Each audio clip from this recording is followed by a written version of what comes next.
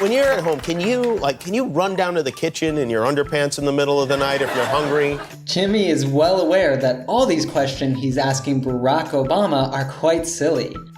However, the reason he's asking these questions is probably because people might often wonder to what extent a president goes through the same routine a normal person does in his or her everyday life.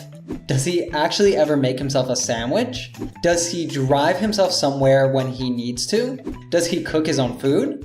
So the first question is whether he goes, particularly at night and in his underpants, to the kitchen for a sandwich when he's hungry. So underpants are these. He says run down to the kitchen, which is the same as go to the kitchen. Let's see how people use this in these other examples. No, it's fine, Manny. I can run down the store right now and get it, stupid jeweler. Hi, Jay, don't scream at him. It was an honest mistake. So, you know in horror movies, when the girl's like, oh my god, there's something in the basement. Let me just run down there in my underwear and see what's going on in the dark. And you're like, what is your problem? Call the police. You're allowed to go in the refrigerator on your own?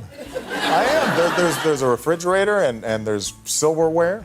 If you're allowed to do something, you have permission to do it. All right, let's prepare for the date tonight. Here's the things you're not allowed to talk about: love, poetry, music, or passion. Again, with presidents, the question is whether they must have official staff do everything for them. As we're learning from Obama, he doesn't. He can get his food on his own if he wants. If you do something on your own, you do it without any help. Listen to me. I need to do this on my own. If I fail, I fail. If I pass, I pass. Do you get it? This is different from to be on your own, which means that you're alone. For God's sake, he's on his own for 2 days and he joins a gang. Silverware is a word that refers to knives, forks, spoons, etc., made of steel or other materials.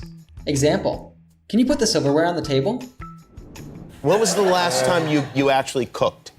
No, it's been a while since I... It has been a while. It has been a while. A while is an unspecified period of time. When we say it's been a while, we mean that a long time has passed since you last did something. We usually follow this up with since. It's been a while since I read an actual newspaper. Missed that sound. This is also something you can say when you meet someone you haven't seen in a long time. Well, hey Sheldon, it's been a while. No, it's been a while since I... It has been a while. It has been a while. I won't lie about that. I won't lie, or I'm not going to lie, is a phrase that we say when we want to emphasize that we're being honest. Example: your cake was way better than mine, I'm not gonna lie. I won't lie, the movie was better than I expected. Do you ever drive? I cannot drive. I mean, I'm able to drive.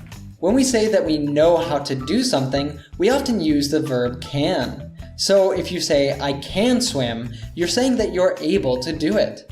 As seen here, it can be ambiguous at times. In this clip, this can mean different things. For example, that he isn't allowed to drive, or that he does not know how to drive. To avoid the misunderstanding, he says he's able to drive, meaning he has the ability to do so.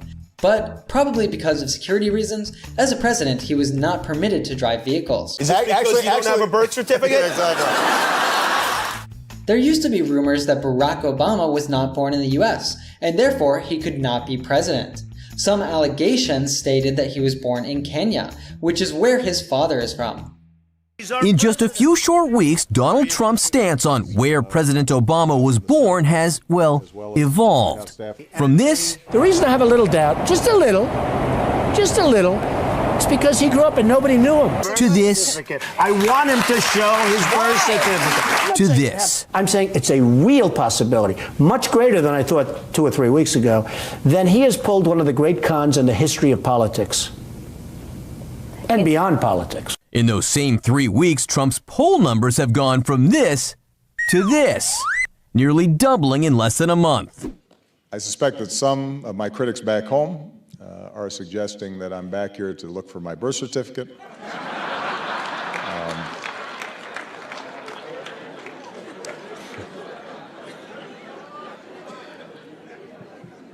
That is not the case. Obama later released a copy of his birth certificate that showed he was born in Hawaii. So in this clip, they're joking about this funny and ridiculous incident. We're now going to focus on some of the connected speech in this clip. Jimmy starts off this interview saying, When you're at home, can you distinctly hear at in that utterance? Can you say it without over-pronouncing it? At is a structure word, and most times we say it in its weak form. So we don't say at, we say Let's take a look at some examples. Are you mad at me? No, I'm not mad at you. Yeah, well, at least I didn't suck at customer relations.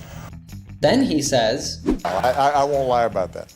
Here, the T gets reduced to the point it almost loses all its presence. So this sounds like I won't. The rest sounds like lie about that. This T, because it's before a TH sound, isn't pronounced. Let's listen to these two sentences again and take the chance to mimic how they say it. So, when you're at home, when you're at home,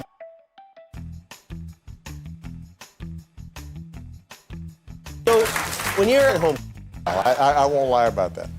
I won't lie about that.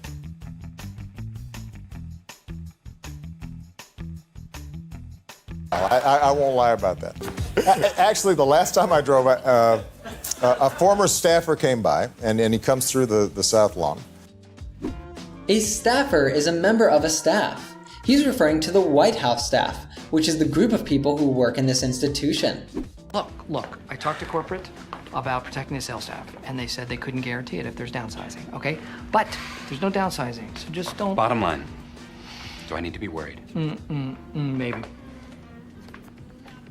Now he says former staffer because this person doesn't work in the White House anymore. At the moment of this interview, Barack Obama was the president of the United States. Nowadays, we could say that he's the former president and that the current president is Donald Trump. A lawn is a common part of the American house. It is the area of grass in front of one's house. For example, the chore of cutting this grass is called mowing the lawn. So the south lawn refers to the area of land to the south of the White House. By the way, did you notice how he starts telling this story in the past? A former staffer came by. However, then he switches to the present tense, even though he is talking about a past event. And he comes through the south lawn. And he was very excited about it. I said, well, yeah, let's try it out. If you're excited about something, you're very enthusiastic and eager. We say excited about something and excited to do something. Let's check out these examples with each. What's going on? We're just really excited about this charity event that we have to go to. What are you doing here? Your hair is sweating. That's because I'm excited to see my friends. Let's go, buddy. To try something out means to try, use, or consider something in order to make a decision or form an opinion about it. And the Secret Service, no matter what you do, do not let him out. The United States Secret Service is the body of law enforcement tasked with protecting the nation's leaders and their families. We use no matter what to say that you will definitely do something or not do something, as is the case here. I support her decision. That's what good detectives do. They have each other's back, no matter what. They were pretty upset. They call you renegade, right? They Is do. that there? Yeah. Yeah. Because you're tooling around in an electric car. If someone is upset, they are unhappy, disappointed, or worried because of something. Oh God, I know I'm pathetic. I'm a loser. Honey, you're not pathetic. You're sad. Yeah, I mean, people do stupid things when they're upset. My God, if I had a nickel for every guy I wish I hadn't. In this case, a renegade is someone who is rebellious and acts unconventionally. As you may know, Obama is famous for not doing things traditionally thought of as typical behavior for a president. We can see this just by the fact that he participated in a comedy program like Jimmy Kimmel Live, or roasting Trump in this other lesson we did with him. Because you're tooling around in an electric car. The phrasal verb to tool around means to drive around in a casual or fun manner rather than to arrive at some destination. Topping speeds of 30 miles an hour. Yeah. I think we have 35. Yeah. As a verb, to top means to reach a maximum limit. So if a car tops the speed of 30 miles per hour, it means that the maximum speed that a car can reach is 30 miles per hour. What they mean here is that Obama probably didn't drive over 30 miles per hour, as he was just driving around the property of the White House, which is actually quite responsible of him, despite what the Secret Service thought. He jokes that he thinks they actually hit 35, meaning they achieved 35 miles per hour. Oh, speaking of good news, somebody just hit 100 Twitter followers. You got the whole chair. Everything is all there. Everything set up. is there. Yeah, in the basement. I didn't know. Set up is a very common phrasal verb that means to arrange, organize, or prepare. Example: we need to set up a meeting. We also say that something is set up, meaning it is prepared or ready to be used. Obama is saying that the White House has a dentist chair set up in its basement. The basement is the room or area in a building that is under the level of the ground. Do you reset the clocks when daylight saving time happens? The phrasal verb we've just seen, set up, derives from the verb set, which is even wider in uses and meanings. One of such uses is to say the phrase to set a clock, meaning to change or adjust the time in a clock. Reset means to set again. Let's explore some different uses of this verb.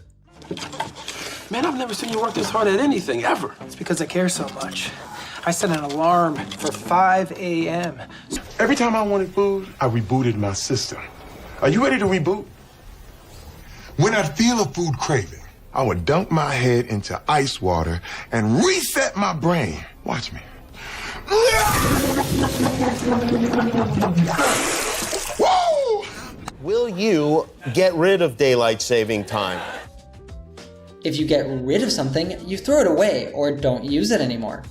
Well, I just can't believe that she and I are about to get rid of all of our stuff. Her whole life is down there. No, I wouldn't think of it like that.